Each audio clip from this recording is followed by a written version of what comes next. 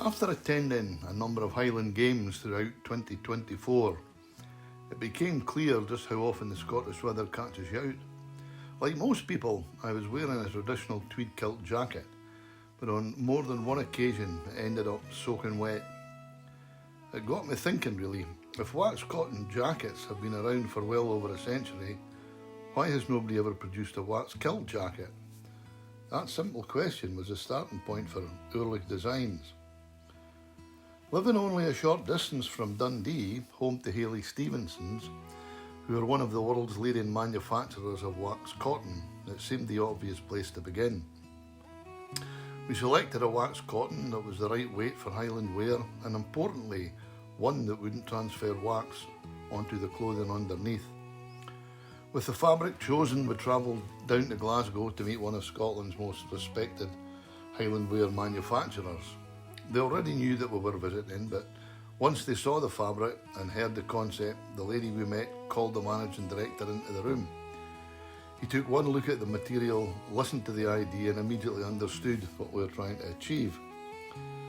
So just 34 days after that first idea, the very first Tachum jacket was completed. People often ask, where did the name Tachum come from?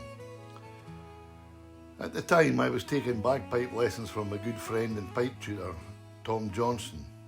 One embellishment I never seemed to master was the Tachum, and almost every lesson, Tom would remind me, get those Tachums right. When Arlene and I were actually looking for a name for the jacket, it suddenly clicked, the Tachum. It was distinctive, memorable, and unmistakably Scottish. Why waxed cotton, you might ask? Well, the answer lies in Dundee's industrial history. During the 19th century, Dundee became one of Britain's leading whaling ports. Whale oil was brought back to the city where it was used in the textile industry and played an important role in the development of water-resistant cotton fabrics. Over time, these early techniques evolved into the waxed cotton as we know today. Modern waxed cotton no longer uses the whale oil, but the knowledge, craftsmanship and innovation developed in Dundee continue through these companies such as Hayley Stevenson, whose fabrics are still recognised worldwide. Today, the Tachum brings that Scottish heritage into modern Highland wear.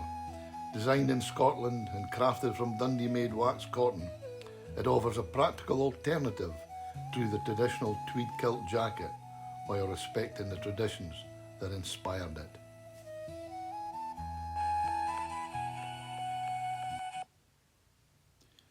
If you've enjoyed hearing the story behind the world's first waxed kilt jacket, I'd love for you to subscribe to the channel.